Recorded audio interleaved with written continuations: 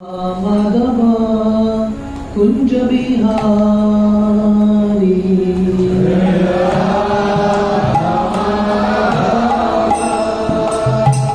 कुंज बिहारी गया माधव कुंज बिहारी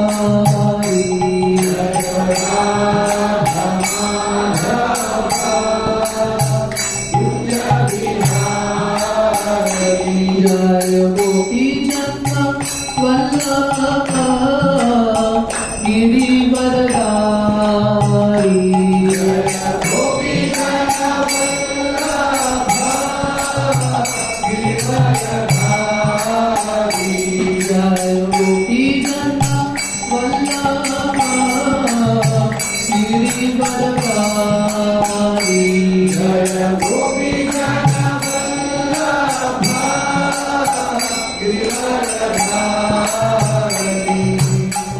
यशोदानंदन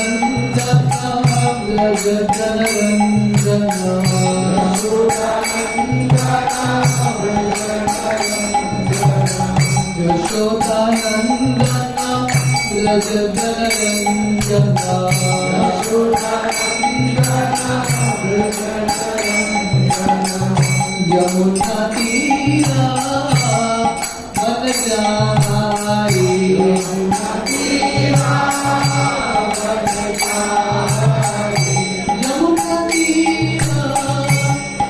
मन जाई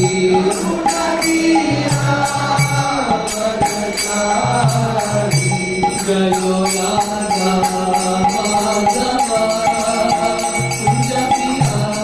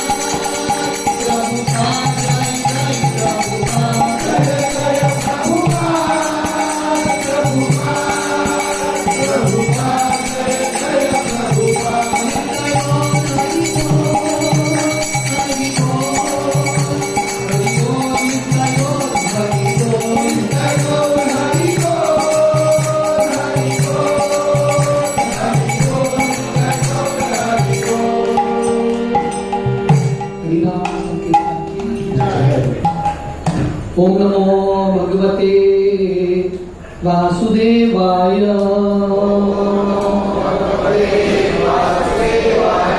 ओम नमो भगवते वासुदेवाय। ओम नमो भगवते वासुदेवाय।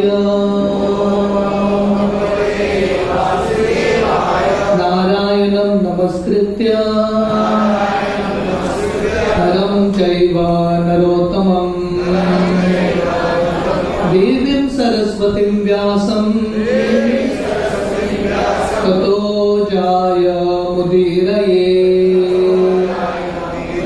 नष्टप्रायेषु अभद्रेषु नित्यं भागवत सेवया भगवती उत्तम श्लोके भक्तेर्भवती नैष्टिकी। कृष्णाय वासुदेवाय देवकी नंदनाय च नंदगोप कुमाराय गोविंदाय नमो नमः। नमो पंकजनाभाय नमो पंकजमालिने नमो पंकजनेत्राय नमस्ते पंकजांग्रये। हरे कृष्णा। तो आप सबका बहुत बहुत स्वागत है जन्माष्टमी के कार्यक्रम में। भगवान कृष्ण गीता में बताते हैं जन्म कर्म च मे दिव्यम एवं यो वेति तत्वतः त्यक्त्वा देहं पुनर्जन्म नैति मामेति सोर्जुन। भगवान कृष्ण गीता के 4 अध्याय में भगवान बताते हैं कि जो भी व्यक्ति समय निकाल के ध्यान से भगवान कृष्ण के लीलाओं के बारे में, भगवान के जन्म उत्सव के बारे में, उनकी लीलाओं के बारे में, कार्यों के बारे में समझने का प्रयास करेगा, ऐसा व्यक्ति को फिर से ये दुखालय जिंदगी में, दुनिया में वापस जन्म लेने की जरूरत नहीं। भगवान कृष्ण गीता के 8वें अध्याय में बताते हैं अंतकाले च मामेव स्मरन् मुक्त्वा कलेवरम य प्रयाति समद्भावम याति नास्ति अत्र संशयः। भगवान बताते हैं इसमें बिल्कुल संशय नहीं है, जो भी व्यक्ति अंत समय में, जो व्यक्ति शरीर त्याग रहा है उस समय कृष्ण का स्मरण करता है, ऐसा व्यक्ति भगवत धाम जाता है जहाँ पे नित्य रूप से कृष्ण लीला में भाग ले सकते हैं, और ऐसे व्यक्ति को वापस ये दुनिया में जन्म लेने की आवश्यकता नहीं है। तो श्रील प्रभुपाद समझाते हैं अगर हम में से किसी को अंत समय पे कृष्ण का स्मरण करना है, हम सब जाना चाहते हैं ना भगवत धाम, है कि नहीं? सब कृष्ण के पास जाना चाहते हैं। तो अगर हमको कृष्ण के पास जाना है तो अंत समय में कृष्ण का स्मरण करना है। पर कौन सा व्यक्ति है जो अंत समय में कृष्ण का स्मरण कर सकता है?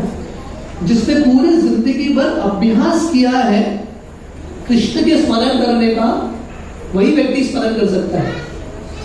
एक बार एक फुटबॉल मैच चल रहा था।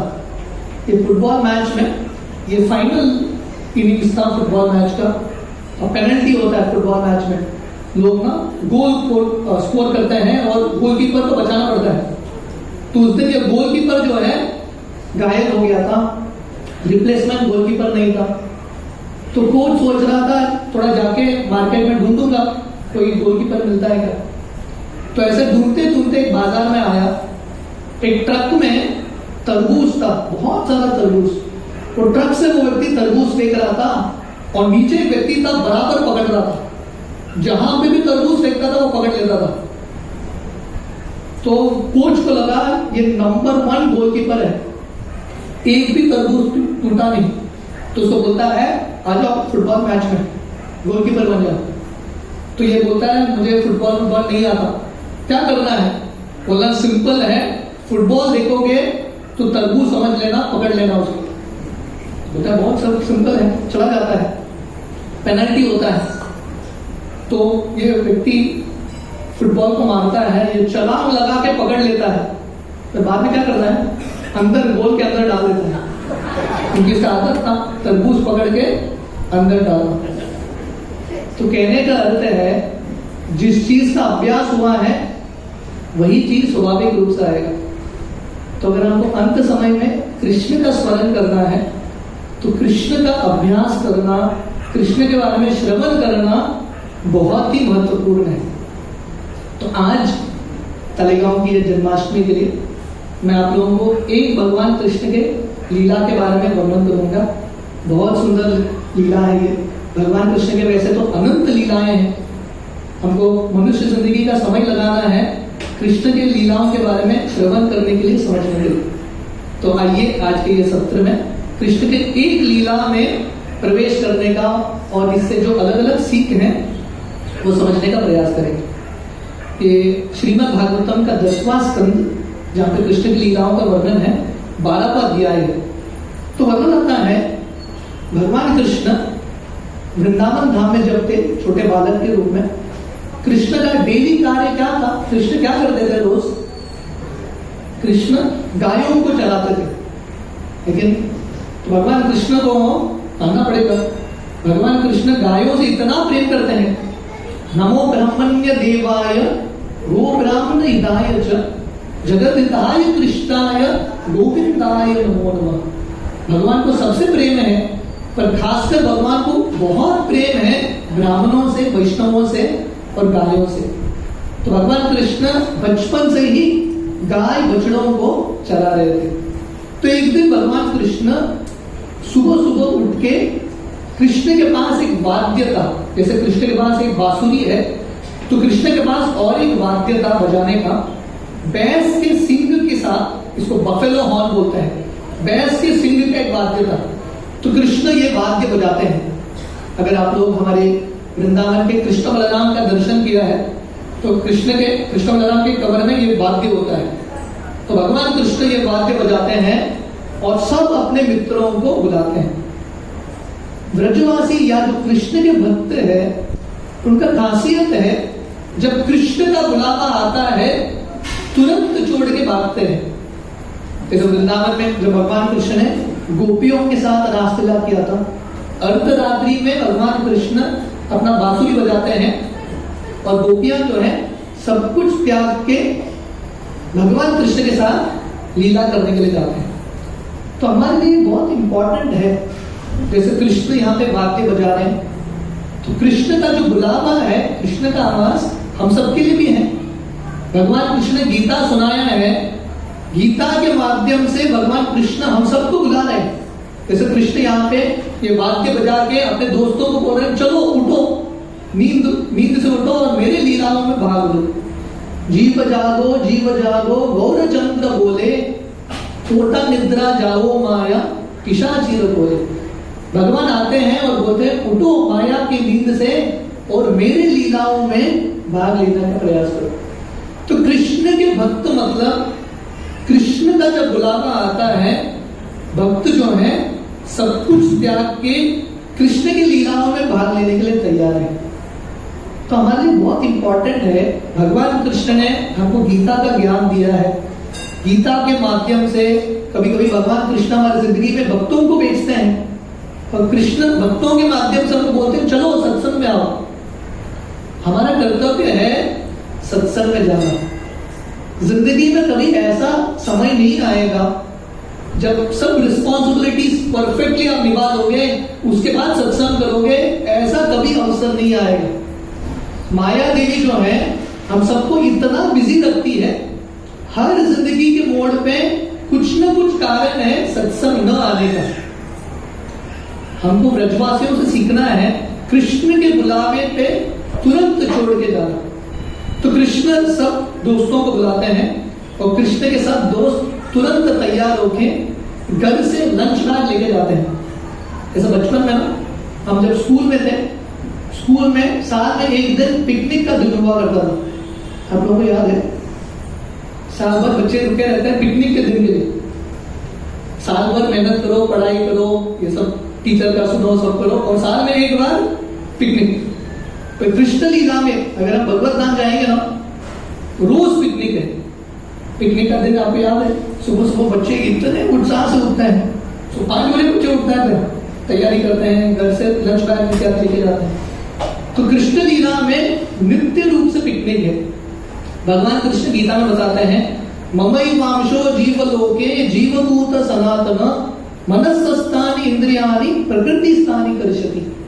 हम सबको भगवान के धाम में होना चाहिए, भगवान की लीलाओं में भाग लेते हुए, पर ये दुनिया में आप आए हैं और इतना संघर्ष कर रहे हैं, इतना मेहनत कर रहे हैं। तो कृष्ण के सब मित्र अपना चढ़ी लेके जाते हैं, क्योंकि गाय बछड़े चराने के लिए चढ़ी लगता है, बांसुरी लेके जाते हैं, अपना वाद्य लेके जाते हैं, और सब अपने घर से प्रसाद इत्यादि लेके जाते हैं। तो वर्णन आता है, जब वो जा रहे थे बछड़ों को लेके, बछड़ों को सामने रख के लेके जाते हैं। देखिए कृष्ण का उम्र यहाँ पे, कृष्ण भगवान और इन सब दोस्तों का उम्र ना 5 साल से कम, 5 एंड बिलो। और ये सब बच्चे क्या करते थे? बछड़े चराते थे। मैं अक्सर बोलता हूं, हम बहुत बार माता पिताओं से बात करते हैं, पेरेंटिंग का सेशन लेते हैं, तो बहुत बार ये दुनिया में बच्चे 15-16 साल के हो जाते हैं, उनको अपना बिस्तर बनाना नहीं आता, कपड़ा धोना नहीं आता, प्लेट धोना नहीं आता। पर यहाँ पे कृष्ण भगवान और ये सब मित्र, उम्र क्या है? 5 साल के अंदर, 4.5 years, सब क्या कर रहे हैं? बछड़े चला रहे हैं, और बहुत सारे बछड़ों को एक साथ चला रहे हैं। तो ये भारत का संस्कृति है। भगवान कृष्ण समझा रहे हैं यहाँ पे, बचपन से ही उत्तरदायित्व लेना, taking responsibility from the beginning. मैं अक्सर बताता हूं, हम सब जानते हैं भारत के प्रेसिडेंट हुए थे लेट अब्दुल कलाम जी, बहुत महान व्यक्ति थे अब्दुल कलाम जी। रामेश्वरम से उनका जन्म हुआ था। तो वो इतने बड़े हस्ती होते हैं पूरे दुनिया में, अभी भी लोग उनका गुणगान करते हैं। उनका जो बचपन था बहुत संघर्ष का बचपन था, और बचपन में ही घर के लिए पैसा कमाते थे, वो स्कूल करते थे, ट्यूशन करते थे, साथ ही साथ पेपर बांटते थे। उत्तरदायित्व तो उन्होंने बचपन से ही ले लिया। तो भगवान कृष्ण और इनके मित्र खेल भी रहे हैं और साथ साथ उत्तरदायित्व भी ले रहे हैं। तो वर्णन आता है, रास्ते में जाते हुए जो भी फल पत्ते इत्यादि मिलते थे, स्वयं का श्रृंगार करते थे। वृंदावन एक ऐसा जगह है जहां पे बहुत सारा भोग करने का सामग्री नहीं है। गांव का वातावरण है, वन का वातावरण है, जिंदगी बहुत सरल है, और सरल जिंदगी में व्यक्ति छोटे छोटे चीजों में आनंद प्राप्त कर सकता है। कब वो दिन था जब हम एक फूल को देख के एक्चुअली खुश हो जाते हैं। ये सब मित्र, कृष्ण भगवान और ये सब मित्र एक फूल को देख के, पत्ते को देख के इतने प्रसन्न हो जाते हैं, और आभूषण करने के लिए मेकअप इत्यादि नहीं होता। वृंदावन की जो मिट्टी है, जो अलग अलग कलर होता था, उससे अपने आप का श्रृंगार करते थे। तो श्रील प्रभुपाद अक्सर वर्णन करते थे, हमको ये वृंदावन चेतना प्राप्त करना है, सिंपल लिविंग, हाई थिंकिंग, जिंदगी को सरल रखो। जितना आप जिंदगी को सरल रखेंगे, छोटे छोटे चीजों में आनंद प्राप्त करने का प्रयास करेंगे, उतने ही हम खुश रहेंगे। तो इस तरह से भगवान कृष्ण अपने दोस्तों के साथ बछड़ों को चराते हुए ये सब अपना श्रृंगार इत्यादि करते हैं। उस समय वर्णन आता है, कृष्ण के मित्र और भगवान कृष्ण खेलते भी हैं, क्योंकि अभी खेलने का उम्र है, 5 साल भी नहीं हुए, खेलने का तो भाव है। तो कैसे खेलते थे उसका वर्णन है। तो एक कृष्ण का जो मित्र था, किसी और से लंच बैग चुरा के किसी और को फेंक देता था, वो व्यक्ति तीसरे को फेंकता था, चौथे को फेंकता था, और इस तरह से मजाक करते हुए बछड़ों को चरा। तो एक लड़का बोलता था, मैं जाके कृष्ण को पहला पकड़ूंगा, क्योंकि कृष्ण आगे जाते थे। एक लड़का बोलता था, मैं जाके कृष्ण को पहला टच करूंगा। दूसरा लड़का बोलता था, मैं जाके टच करूंगा कृष्ण को पहला। इस तरह से कंपटीशन भी था, पर ये कंपटीशन में एक दूसरे को प्रेरणा दे रहे हैं, कृष्ण के पास जल्दी पहुंचने के लिए। तो अगर आता है कभी एक बच्चे जो हैं मोर की नकल करते हैं, मोर का आवाज निकालते हैं, कुकू का आवाज निकालते हैं। कोई बच्चे मोर जैसे चलते हैं वैसे ही चलने का प्रयास करते हैं। कोई बच्चे जो हैं बंदरों के पास जाके बैठ जाते हैं, क्योंकि वृंदावन में तो बहुत सारे बंदर हैं और वृंदावन के बंदरों का खासियत है कि भगवान कृष्ण ने पर्सनल ट्रेनिंग देकर रखा है। अभी आप वृंदावन धाम जाओगे ना, वहां के बंदरों का लीला पता चलता है। बंदर चश्मा उठा लेते हैं, सब कुछ उठा लेते हैं।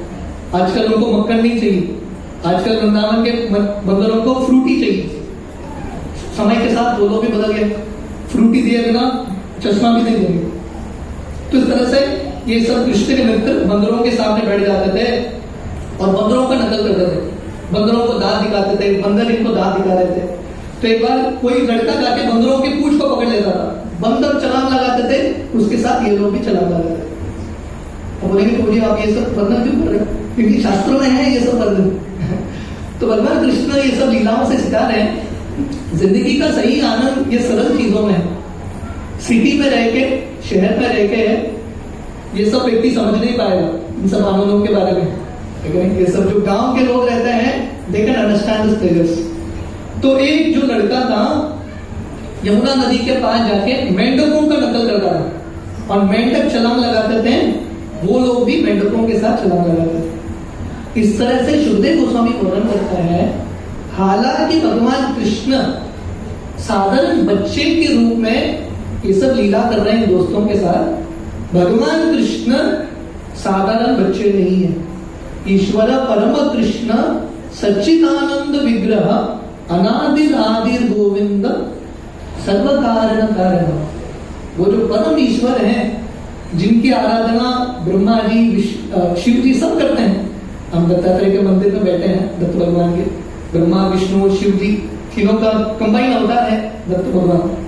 ब्रह्मा जी शिव जी जिनकी पूजा करते हैं, जिनकी आराधना कर रहे हैं, वही भगवान कृष्ण सर्व कारण कारणम परमेश्वर कृष्ण ये छोटे बालक के रूप में लीला करते हैं। भगवान कृष्ण गीता के 4 अध्याय में बताते हैं, ये यतामा प्रपद्यन्ते ताम ततैव भजाम्यहम्। इसका अर्थ है हम जिस प्रकार से कृष्ण के साथ आदान प्रदान करना चाहते हैं उसी प्रकार भगवान कृष्ण आदान प्रदान करते हैं। मतलब जितना हमारा इच्छा तीव्र है, जो भी हमारी इच्छा है उसको भगवान कृष्ण पूरा करते हैं। थोड़े लोगों का इच्छा है ये भौतिक दुनिया में आनंद प्राप्त करना, भगवान कृष्ण बोलते हैं ठीक है आनंद करो, वो करो ये दुनिया में। किसी को स्वर्ग जाने का इच्छा है, भगवान बोलते हैं ठीक है स्वर्ग की प्राप्ति करो। हर व्यक्ति का अलग अलग इच्छा है। थोड़े लोगों को ब्रह्म ज्योति में लीन होना है, मोक्ष प्राप्त करना है, भगवान कृष्ण बोलते हैं ठीक है मोक्ष ले लो। जो योगी हैं हृदय पे परमात्मा का सिद्धि करना चाहते हैं, भगवान बोलते हैं ठीक है। पर जो कृष्ण के मित्र हैं इतने भाग्यशाली हैं, इतने भाग्यशाली हैं, उन्होंने इतना पुण्य किया है उसका हम अनुमान भी नहीं लगा सकते। साक्षात भगवान कृष्ण वो जो पूर्ण पुरुषोत्तम भगवान है इनके साथ मित्र के रूप में किया गया। प्रभुपाद लिखते हैं यहाँ पे आमने सामने फेस टू फेस कृष्ण का दर्शन करें, है कि नहीं। हम सबकी जिंदगी में अलग अलग इच्छाएं होती है, पर एक्चुअल सही इच्छा क्या है? हम सबकी जिंदगी में इच्छा होनी चाहिए कि कभी ना कभी हमको जिंदगी में कृष्ण को आमने सामने देखना है, कृष्ण के साथ आदान प्रदान करना है। तो सुखदेव गोस्वामी कृष्ण के मित्रों का गुणगान करते हैं। इनका क्या भाग्य है, क्या भाग्य है कि भगवान कृष्ण के साथ खेल रहे। कभी कभी भगवान कृष्ण इन दोस्तों के साथ कुश्ती खेलते थे और कुश्ती में रूल्स होते हैं। इनका रूल था जो हार गया व्यक्ति जीते हुए व्यक्ति को कंधे पे लेके जाएगा। और बहुत बार भगवान कृष्ण अपने मित्रों के साथ हार जाते थे और कृष्ण भगवान अपने मित्रों को कंधे पे लेके जा रहे हैं। इमेजिन करो इन सब दोस्तों का क्या भाग्य है, भगवान कृष्ण ने ये सब लीलाएं की।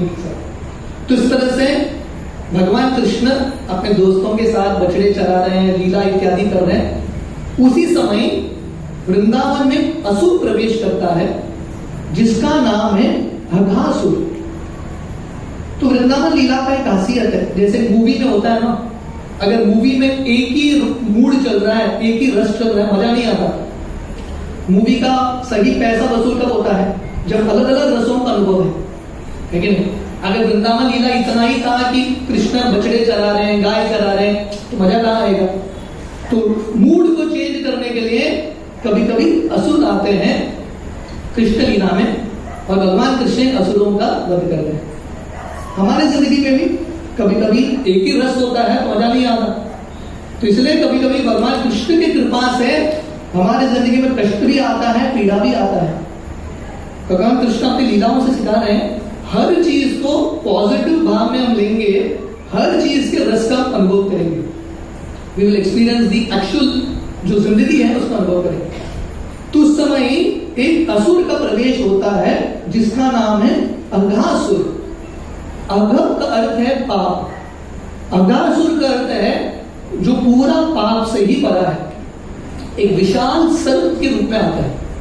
भागवतम वर्णन करता है ये अघासुर बहुत विचलित हो गया, बहुत इंपेशेंट हो गया। क्यों?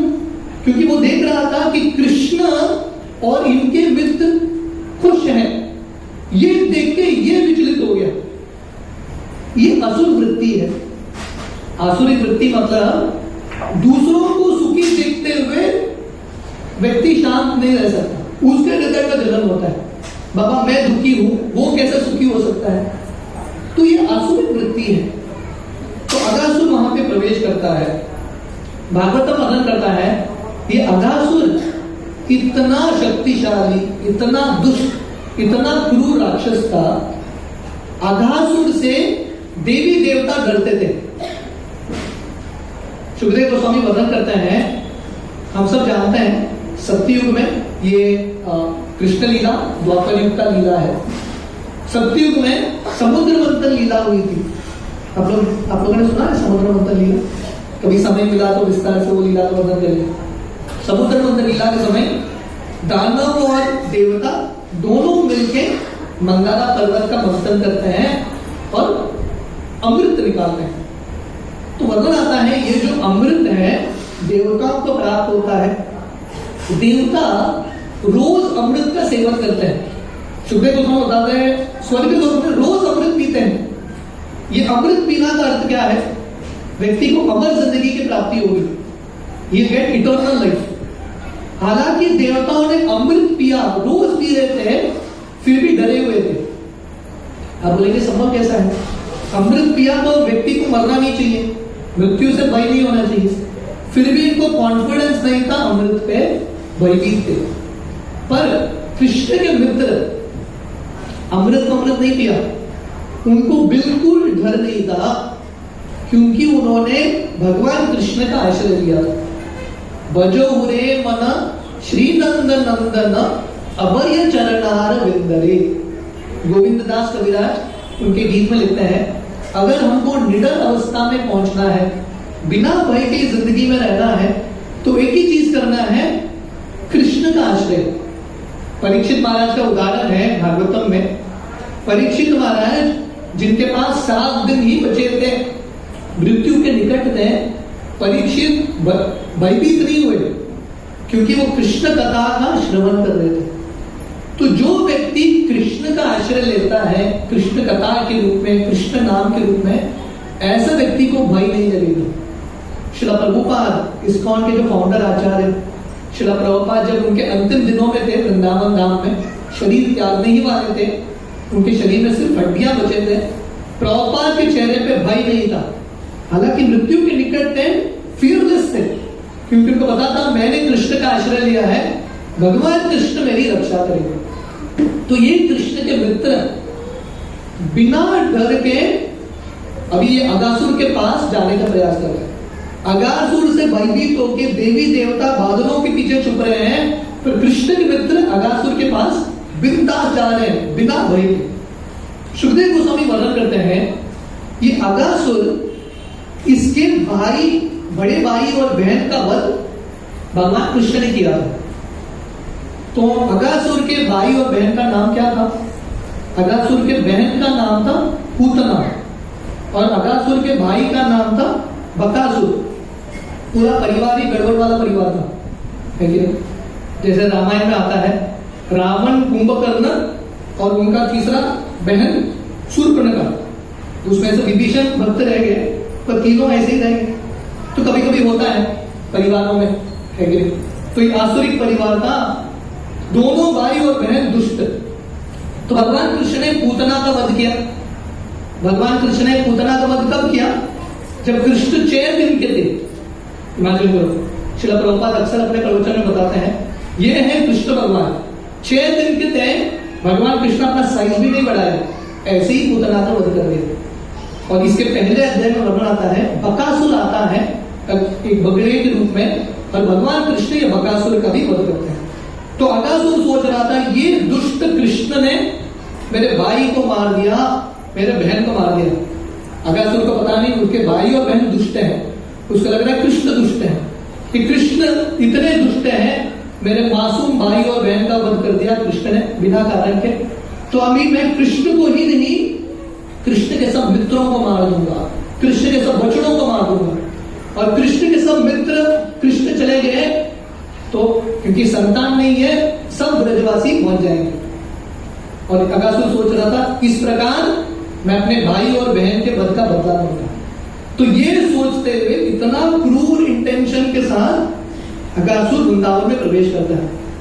हम सभी वृंदावन धाम जाते हैं कृष्ण की कृपा प्राप्त करने के लिए, ये भी बेचारा वृंदावन धाम आ रहा है कृष्ण को मारने के लिए। पर भगवान कृष्ण सोच रहे थे, ठीक है, किसी न किसी प्रकार वृंदावन तो आ रहा है, कृष्ण इस पे भी कृपा करते हैं। तो अगासुर जो है बहुत बड़ा सर्प का रूप लेता है। ये अगासुर एक योगी था। आप बोलेंगे प्रभु जी असुर है और योगी है, ऐसे भी होते हैं। हर योगी साधु नहीं होता। हिरण्यकशिपु भी योग कर रहा था। आप लोग जानते हैं, हजारों साल तक उसने ताड़ासन किया। योगासन होता है ताड़ासन, एक वृक्ष के रूप में खड़ा होगा, हजारों साल तक किया। ये दुनिया में कोई भी योगी इतना नहीं कर सकता। रावण बहुत एक्सपर्ट ब्राह्मण था। अगर रावण यहाँ पे आएगा और वेद के मंत्रों का उच्चारण करेगा, उसको कोई भी ब्राह्मण डिफीट नहीं कर पाएगा, इतना स्पष्ट उच्चारण था। तो सिर्फ वेद के मंत्रों का उच्चारण करके, संस्कृत का पाठ करके, योग करके कोई भी व्यक्ति वैष्णव नहीं बनता। तो सबसे इंपॉर्टेंट है कृष्ण का भक्त बनना। तो अगासुर ने योग किया था, योगिक सिद्धि था, पर असुर माना जाता है क्योंकि ये कृष्ण का भक्त नहीं था। तो इतना विशाल रूप लेके, विशाल सर्प का रूप लेके वृंदावन के रास्ते में सो जाता है। तो भगत वर्णन करता है, ये अगासुर इतना विशाल था, एक पाइथन अजगर के रूप में आता है। उसने जब मुंह खोल के बैठा था वहां पे, अजगर जो है ना, अजगर और सर्पों में फर्क इतना है, सर्प जो है अपना खाना ढूंढते हुए उसको मारता है, अजगर मुंह खोल के बैठ जाता है और खाना प्रवेश करने के लिए रुका रहता है। इसको बोलते हैं अजगर वृत्ति। तो ये अगासुर अपना मुंह खोल के बैठ गया। वर्णन आता है उसका मुंह इतना बड़ा था, उसके नीचे का ओंठ जमीन को छू रहा था, ऊपर का ओंठ आसमान को छू रहा था। और उसने जो जीवा बाहर किया, ऐसा लग रहा था एक ब्रिज लैंड हो रहा है, मंडोवी ब्रिज लैंडिंग कैसा होता, ऐसा लग रहा था उसका जीवा, इतना विशाल। और उसका सांस पहले से बदबू आ रहा था, क्योंकि पता नहीं कितने सारे लोगों को खाया है, सांसों में बदबू। और जब सांस बाहर छोड़ रहा था, तूफान आ रहा था, इतना विशाल इसका काया था, इतना विशाल शरीर, और वहां पे बैठ गया। तो कृष्ण के सब मित्र, कृष्ण थोड़े दूर खड़े थे, कृष्ण के मित्र एक दूसरे से बात करते हैं। एक मित्र बोलता है, ये देखो कभी भी हमने वृंदावन में ये मूर्ति को नहीं देखा, पता नहीं सडनली आ गया। लेकिन हम शहरों से आते हैं, लेकिन फेरी क्रॉस करके आना पड़ता है। इमेजिन करो, एक दिन सुबह उठ के गए, एक ब्रिज ऑलरेडी है, रात को पहले ब्रिज नहीं था, सुबह उठ के ब्रिज आ गया। अब सोचेंगे तो कहां से आ गया पता नहीं, ओवरनाइट। तो कृष्ण मित्र सोच रहे थे, हम वृंदावन के रास्तों में रोज घूम रहे हैं, कभी इसको नहीं देखा, इतना विशाल सडनली आ गया। तो कृष्ण मित्र बोलते हैं एक दूसरे को, ऐसा लगता है दुष्ट प्राणी है, दुष्ट सर्प है, हमको खाने के लिए बैठा है। तो कृष्ण के मित्रों को पता था ये अगासुर उनका वध करेगा। तो दूसरा कृष्ण के मित्र बोलते हैं, अगर हम एक साथ प्रवेश करेंगे तो ये अगासुर कुछ नहीं कर पाए, और अगर उसने कुछ कर भी दिया तो कृष्ण को कुछ नहीं कर पाएगा, कृष्ण हमारी रक्षा करेंगे। ये सोचते हुए अपना हाथों में ताली मारते हुए, गीत गाते हुए अगासुर के मुख के अंदर प्रवेश करते हैं। तो जैसा मैं बताया था, ये अगासुर से देवी देवता भाग जाते थे। ये अगासुर के मुख में बिंदास कॉन्फिडेंटली कृष्ण के ऊपर विश्वास रख के वो प्रवेश करते हैं। तो कृष्ण भगवान दूर थे, कृष्ण भगवान अंतर्यामी है, उनको पता है ये अगासुर है, मेरे मित्रों का, बच्चों का वध करने के लिए आया है। कृष्ण भगवान वहां से चिल्लाने वाले ही थे, मत जाओ, उसके पहले ये लोग प्रवेश कर चुके थे।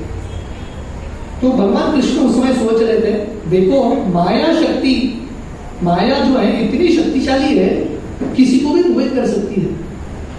हमारे जिंदगी में बहुत बार होता है, हम जानते हैं कुछ चीज खतरा है, फिर भी प्रवेश करते हैं।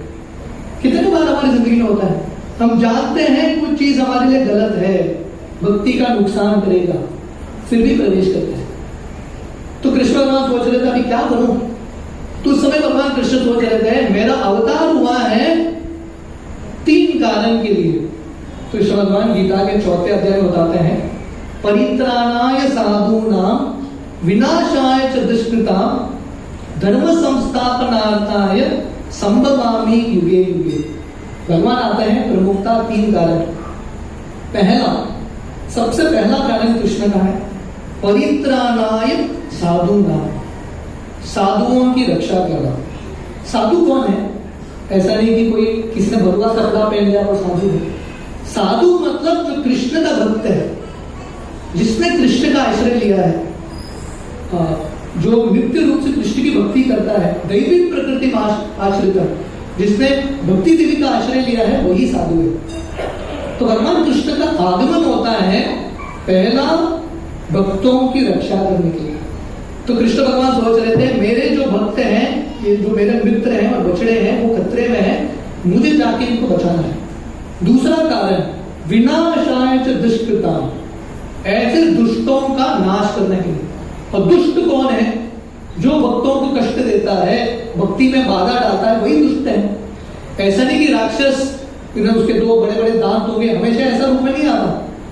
रामायण वर्णन करता है, रावण जो था बहुत सुंदर व्यक्ति था, फिर भी असुर माना जाता है क्योंकि दुष्ट है, भक्ति नहीं करता। तो भगवान कृष्ण सोच रहे थे, मेरा आगमन हुआ है ये अगासुर का वध करने के लिए, तो मैं अंदर जाऊंगा, अगासुर का वध करूंगा।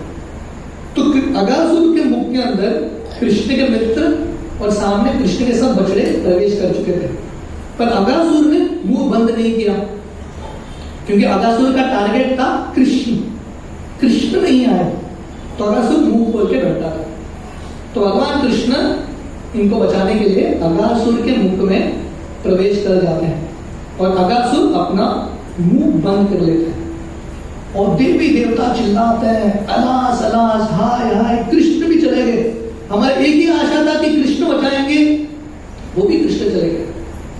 तो कभी कभी भगवान जो है असुरों के साथ ऐसा लीला करते हैं, जैसे शास्त्रों में उदाहरण आता है, जब बिल्ली चूहा को पकड़ता है ना, एक ही बार नहीं मारता, एक ही बार में मारेगा तो मजा कहां आएगा।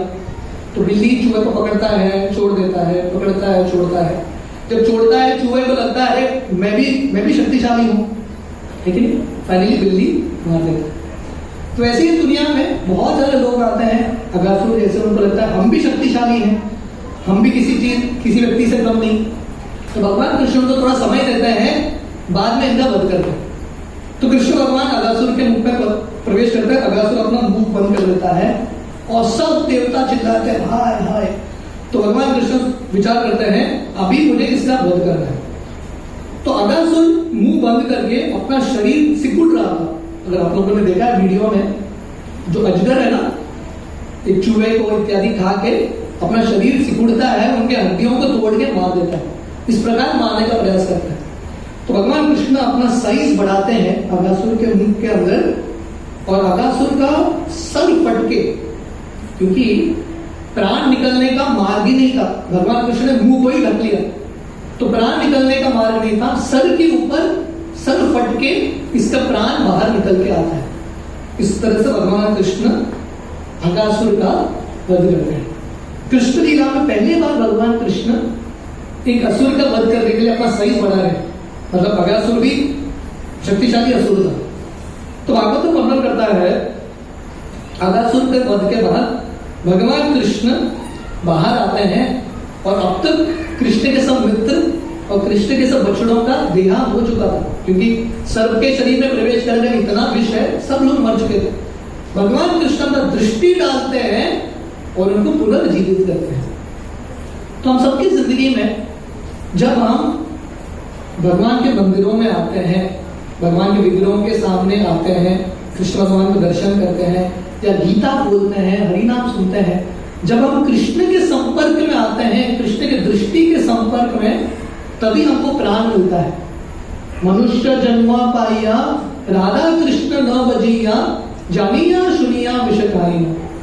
नरोत्तम दास ठाकुर उनके गीत में लिखते हैं, अगर मनुष्य जिंदगी पाके अगर हम ये दुनिया का क्षणिक सुख के पीछे ही लगे हैं, हम एक्चुअली विष पी रहे हैं, आध्यात्मिक रूप से मृत हैं। पर जब हम कृष्ण के संपर्क में आते हैं, विग्रहों के रूप में, उनके नामों के रूप में, उनके गीता के रूप में, उनके भक्तों के रूप में, तभी व्यक्ति को दूसरा जन्म मिलता है। इसलिए जब व्यक्ति दीक्षा लेता है प्रामाणिक गुरु से, उसको बोलते हैं दूसरा जन्म, क्योंकि जब कृष्ण का कनेक्शन होता है, एक जन्म तो माता पिता देते हैं, पर वो शरीर का जन्म है, आत्मा का जन्म नहीं, आध्यात्मिक जन्म नहीं हुआ। जब व्यक्ति कृष्ण के संपर्क में आता है, तभी व्यक्ति का एक्चुअल जन्म होता है। तो भगवान कृष्ण अपने मित्रों को, अपने बछड़ों को इत्यादि पुनर्जीवित करते हैं। और उस समय वर्णन आता है, अगासुर का वध हो चुका था, अगासुर के शरीर से आत्मा निकल जाता है, प्राण, पर वो हवे में ही रुका था। जब भगवान कृष्ण बाहर आते हैं, अगासुर का आत्मा कृष्ण के शरीर में प्रवेश करके उसको मुक्ति मिलता है। अब बोलेंगे मुक्ति पाने के लिए व्यक्ति को इतना मेहनत, इतना मगजमारी करना पड़ता है, ये करो, वो करो, तपस्या करो, फाइनली मुक्ति मिलेगा कि नहीं वो भी गारंटी नहीं। अगासुर इतना पापी व्यक्ति, कहीं पे वर्णन नहीं है कि अगासुर इस्कॉन के सत्संग में आया था, कहीं पे वर्णन है? कहीं पे वर्णन नहीं। भक्ति किया, हरिनाम किया, कहीं पे वर्णन नहीं। अगासुर ने खाया बहुत, कितना वर्णन है, प्रसाद खाया इसने, कहीं पे वर्णन नहीं। फिर भी भगवान कृष्ण ने अगासुर को मुक्ति दे दिया। अब बोलेंगे प्रभु जी कृष्ण ने ऐसा क्यों किया, हम तो इतना हरिनाम कर रहे हैं, हमको तो कुछ नहीं मिला, अगासुर को मिल गया। इसका अर्थ है अगासुर हमसे ज्यादा भाग्यशाली है, मोर फॉर्चुनेट मैन। तो सुखदेव गोस्वामी बताते हैं अगासुर को ये मुक्ति क्यों मिलता है, हालांकि इतना पापी था, क्योंकि कृष्ण भगवान इसके जिंदगी में प्रवेश करते हैं। ओम पवित्रो पवित्रो वा सर्वावस्थागतोपि वा यस्मरे पुंडरीकाक्ष सबाह्य अंतरंग शुचि। व्यक्ति पवित्र हो या अपवित्र हो, कृष्ण का स्मरण करने से ही व्यक्ति शुद्ध हो जाता है। भागवतम का एक श्लोक है, यन्नाम देय श्रवणानु कीर्तना यह प्रवरणा यह स्मरणा अपि क्वचित स्वादोपि सत्य सवनाय कल्पते कुत पुनस्ते भगवन् दर्शना। बहुत सुंदर श्लोक है भागवतम का। वर्णन आता है कि कृष्ण का स्मरण करने से, कृष्ण के बारे में कीर्तन करने से इत्यादि, या कृष्ण के विग्रहों का दर्शन करने से व्यक्ति इतना शुद्ध हो जाता है। अगर किसी का जन्म ऐसा परिवार में हुआ है जो कुत्ता खाता है, कुत्ते का मांस खाता है, मतलब सब मांस में से कुत्ते का मांस सबसे निम्न माना जाता है, पर अगर किसी का जन्म ऐसा परिवार में हुआ है तो कुत्ते का मांस खाता है, पर अगर कोई कृष्ण के संपर्क में आता है, कृष्ण के नामों के रूप में, कीर्तन कथा के रूप में, विग्रहों के रूप में, ऐसा व्यक्ति इतना शुद्ध हो जाता है, यज्ञ करने के लिए काबिल होता है।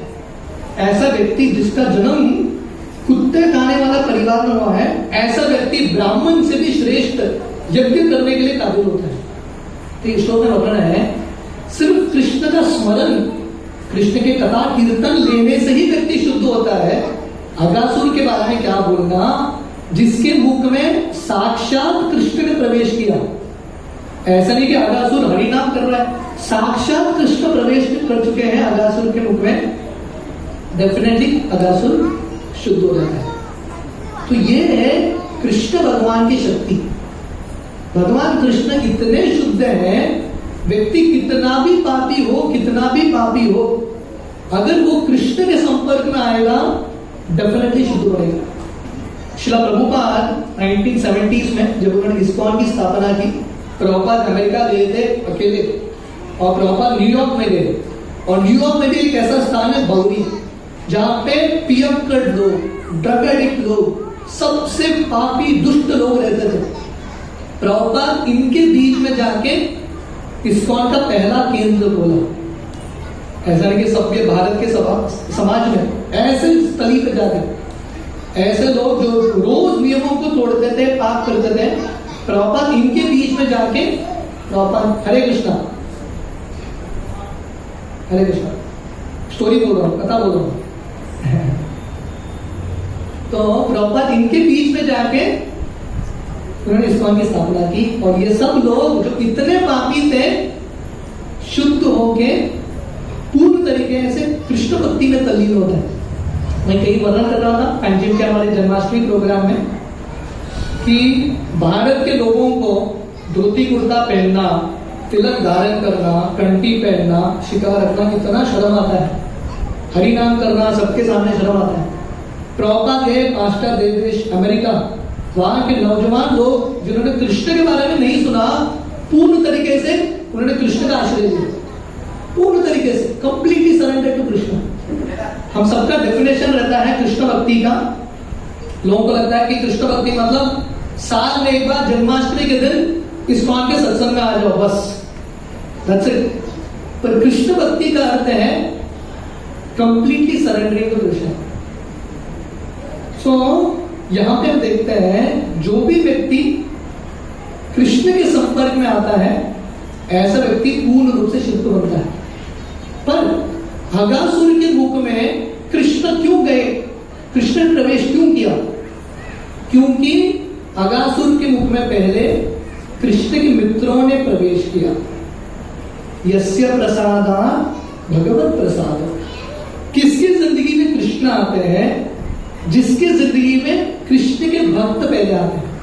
हम सबका अनुभव है, जो भी इस्कॉन में है सदस्य, हमारी जिंदगी में कृष्ण पहले आए हैं, कृष्ण के भक्त पहले आए, कृष्ण के भक्त पहले आए, और कृष्ण के भक्त जहां जाएंगे उसके पीछे पीछे भगवान कृष्ण जाएंगे। तो अगासुर का कुछ भी गुण नहीं था, क्या योग्यता था कि कृष्ण की कृपा प्राप्त किया इसने? कुछ भी गुण नहीं था इसका, एक ही गुण था, इसका कनेक्शन कृष्ण के भक्तों के साथ हो गया, बस दैट्स इट। तो ऐसे हम सबकी जिंदगी में अगर हम कृष्ण के भक्तों के साथ जुड़े रहेंगे, जो यहाँ पे भर भर के मिलने का अवसर है, हमारा तालिकाओं में सत्संग होता है, कृष्ण भक्तों का संग लेने का अवसर मिल रहा है। श्रील प्रभुपाद ने इस्कॉन स्थापना क्यों किया, इस्कॉन को स्थापित क्यों किया, ये संस्था क्यों बनाया? ताकि लोगों को जिनके हृदय में अगासुर का वृत्ति है, हर व्यक्ति के हृदय में यह पाप का वृत्ति है, ऐसे लोगों को शुद्ध बनाने के लिए, ऐसे लोगों की जिंदगी में कृष्ण लेके आने के लिए श्रील प्रभुपाद ने संस्था बनाया, ताकि लोगों को हर जगह पे जहां पे भी वो हो कृष्ण के भक्तों का संग मिले। साधु संग सर्वशास्त्र कहे, लवमात्र साधु संग सर्वसिद्धि है। तो ये जो साधु संग है, सत्संग है, सब शास्त्रों का सार है। जो भी व्यक्ति साधुओं के संग का लाभ लेता है, भक्तों के संग का लाभ लेता है, उसका उद्धार होना निश्चित है। व्यक्ति का अवस्था कितना भी गया गुजरा हो, definitely someone can take care of children please. तो ऐसा व्यक्ति डेफिनेटली कृष्ण का कृपा प्राप्त कर सकता है, कृष्ण को साक्षात अपने जिंदगी में लेके आ सकते हैं। तो वर्णन आता है अगासुर को मुक्ति प्राप्त होता है, और सभी देवी देवता इतने संतुष्ट होते हैं। देखिए भगवान कृष्ण ने देवताओं को भी संतुष्ट कर दिया, अगासुर का वध भी किया, पर अगासुर को मुक्ति भी दे दिया। तो कृष्ण इतने कृपालु हैं, इतने कृपालु हैं, कृष्ण से ज्यादा कृपालु कौन हो सकता है? कृष्ण ने असुरों को मुक्ति दे दिया। इमेजिन करो, अगासुर जैसे व्यक्ति को कृष्ण ने मुक्ति दे दिया। अगर हम प्रामाणिक रूप से कृष्ण की भक्ति करेंगे तो क्या हमको प्राप्त नहीं होगा? What we will not get? तो कृष्ण से कृपा की जिंदगी ये दुनिया में और कहीं नहीं है। हम ये दुनिया में कितने सारे लोगों को खुश करने का प्रयास करते हैं, कोई भी व्यक्ति ये दुनिया में खुश नहीं होगा। अगर हम कृष्ण को थोड़ा भी खुश करने का प्रयास करेंगे, डेफिनेटली भगवान कृष्ण बहुत खुश हो जाएंगे।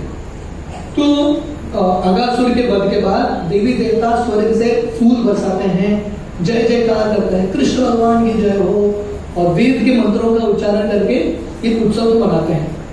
क्योंकि भगवान कृष्ण किसी का भी वध भी करे वो भी एक उत्सव है। कृष्ण लीला में अगर हमारी जिंदगी में कृष्ण है तो रोज एक उत्सव है, every day is a festival. जैसे जन्माष्टमी का उत्सव है, ठीक है, कितना आनंददायक वातावरण है, हर भक्त इतने प्रसन्न है, उत्सव का वातावरण है। अगर आप कृष्ण को हमारी जिंदगी में लाएंगे, रोज उत्सव होगा, रोज जन्माष्टमी होगा, और जैसे मैंने शुरुआत में बताया रोज लिटरली पिकनिक होगा। हम रोज आनंद में रह सकते हैं अगर हम कृष्ण को हमारी जिंदगी में लाएंगे। तो देवी देवता कृष्ण के गुणगान करते हैं, फूलों का बरसात करते हैं। सुखदेव गोस्वामी वर्णन करते हैं, भगवान कृष्ण ने अगासुर का वध किया था जब वो 5 साल के अंदर थे। तो वर्णन आता है जो बच्चे 1 से 5 साल के हैं उनको बोलते हैं कौमार अवस्था, संस्कृत में, संस्कृत भाषा में। जो 5 से 10 साल के हैं उनको बोलते हैं पौगंड अवस्था, और जो 11 से 15 साल हैं उनको बोलते हैं कैशोर अवस्था, 15 साल के बाद युवक अवस्था। तो जनरली क्या होता था, भगवान कृष्ण अपने दोस्तों के साथ जाते थे बछड़े चराने के लिए या गाय चराने के लिए। कृष्ण भगवान बहुत कुछ लीला करते थे, रोज किसी ने असुर को मारना, कुछ ना कुछ लीला करना।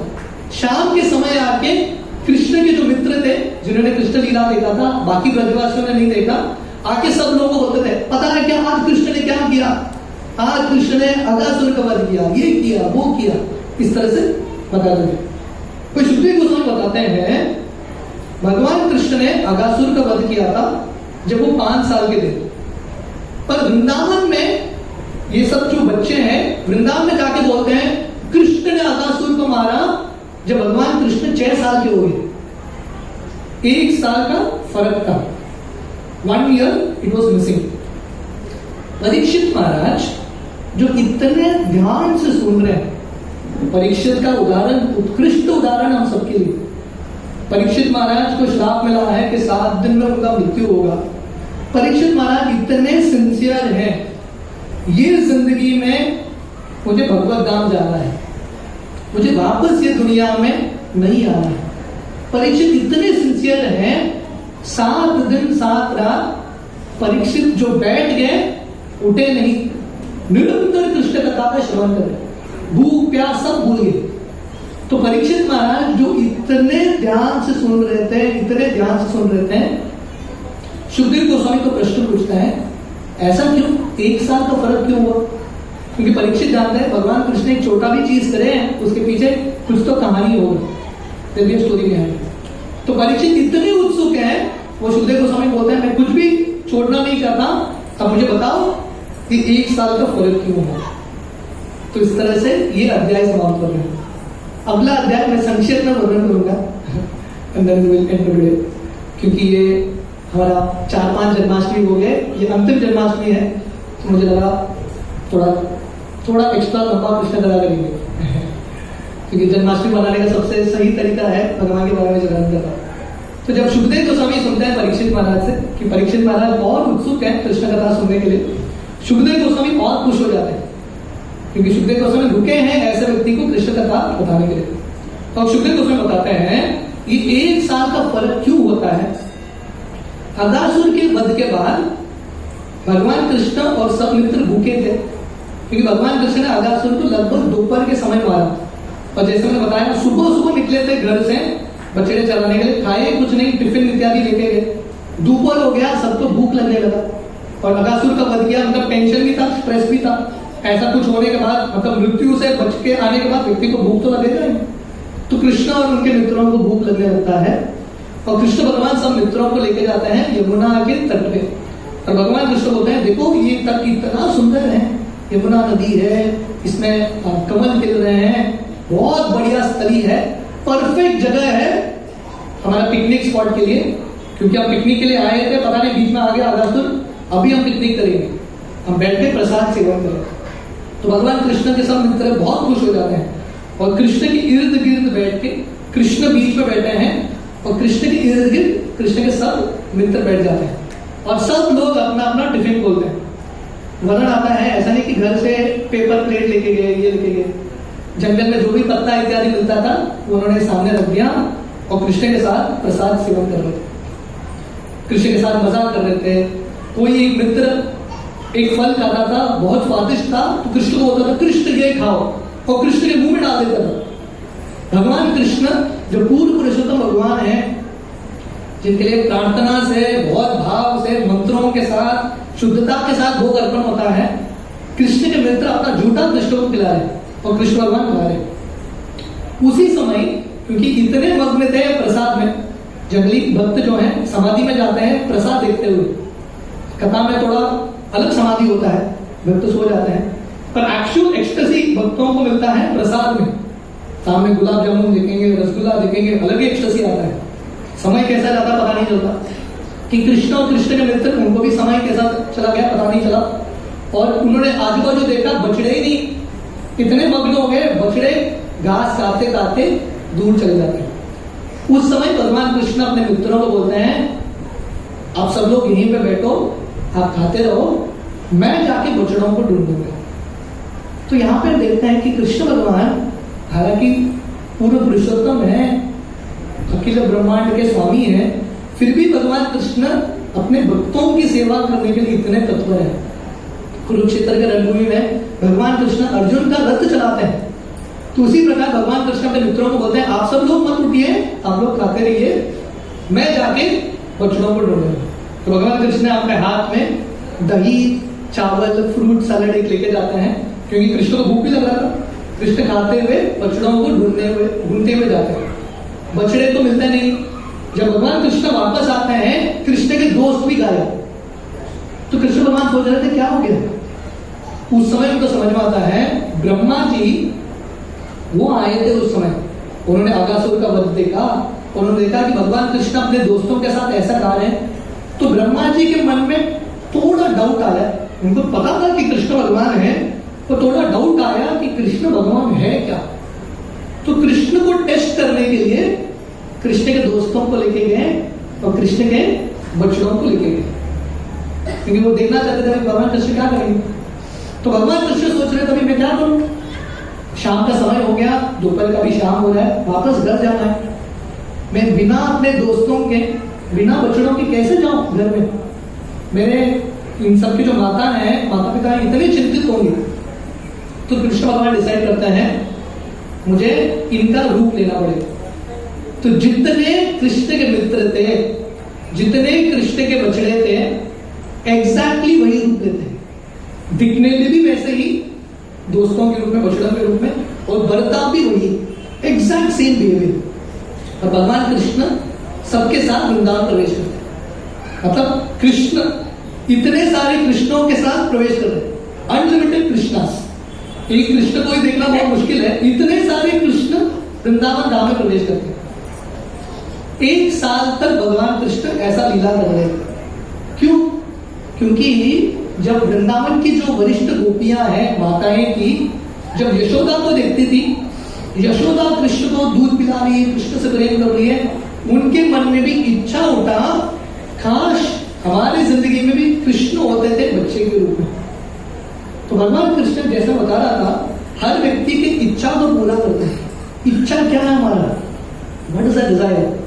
तो क्योंकि सबका इच्छा था, कृष्ण को भी उनको स्तनपान कराना था, कृष्ण को भी दूध पिलाना था, कृष्ण 1 साल तक ये लीला करते हैं, फरमान खोलिए।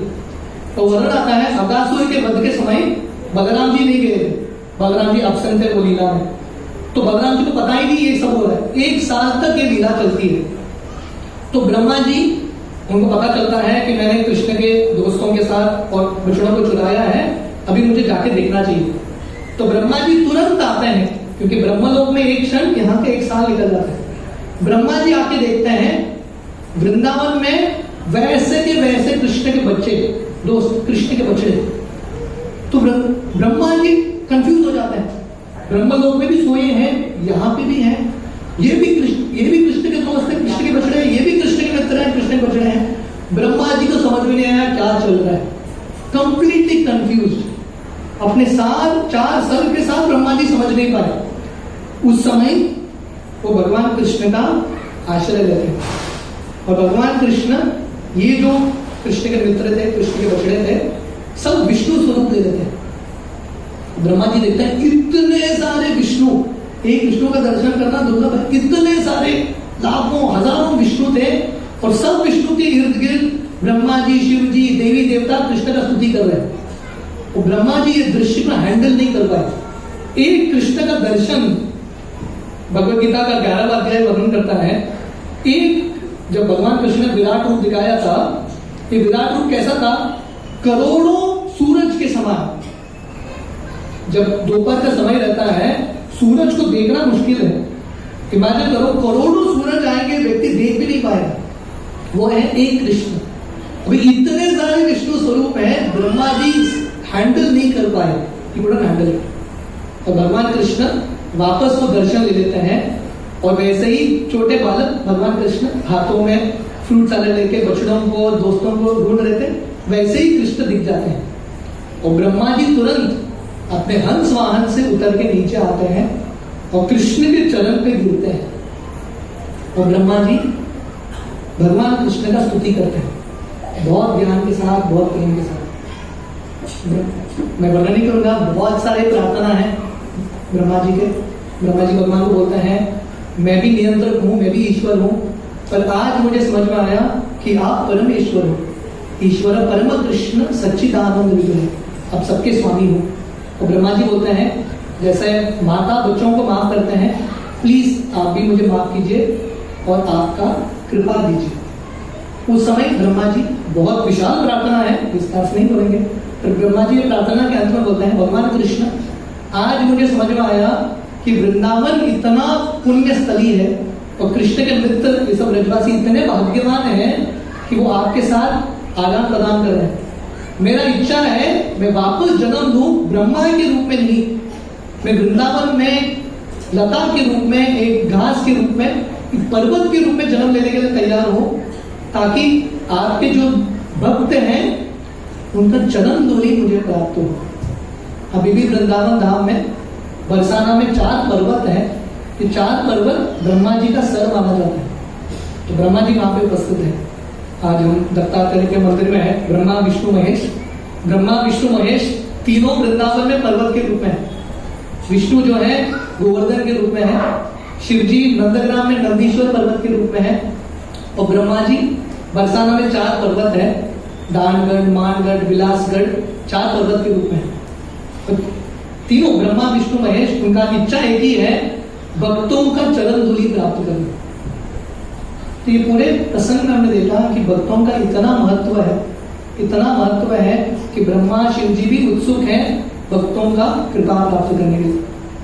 और वही ब्रह्मा जी, भगवान कृष्ण माफ तो करते हैं ब्रह्मा जी को, पर ब्रह्मा जी का हृदय भरा नहीं। तो वही ब्रह्मा जी मायापुर धाम जाते हैं, अंतरद्वीप करके एक जगह है, वहां पे तपस्या करते हैं, और वही भगवान कृष्ण श्री चैतन्य महाप्रभु के रूप में उनको दर्शन देते हैं।